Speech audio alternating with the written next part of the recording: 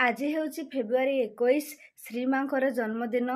ଶ୍ରୀମାଙ୍କର ଜନ୍ମଦିନ ଉପଲକ୍ଷେ ମୁଁ କିଛି ମାଙ୍କର ଗୀତ ଗାଇବି। ମୋତେ ସବୁଠୁ ଯେଉଁ ଗୀତଟା ବେଶୀ ଭଲ ଲାଗେ ସେ ଗୀତଟି ମୁଁ ଗାଇବା ପାଇଁ ଯାଉଛି। ପ୍ରତିଟି କ୍ଷଣରେ ପ୍ରତିଟି କ୍ଷଣରେ ଜୀବନକୁ ମୋର ନେଉଛ ଟାଣି ମା ନେଉଛ ଟାଣି ଆଲୋକ ଅନ୍ଧାର ସୁଖ ଆଉ ଦୁଃଖ ଆଲୋକ ଅନ୍ଧାର ସୁଖ ଆଉ ଦୁଃଖ ପାରୁନି ଜାଣି ମା ପାରୁନି ଜାଣି ପ୍ରତିଟି କ୍ଷଣରେ ଜୀବନକୁ ମୋର ନେଉଛ ଟାଣି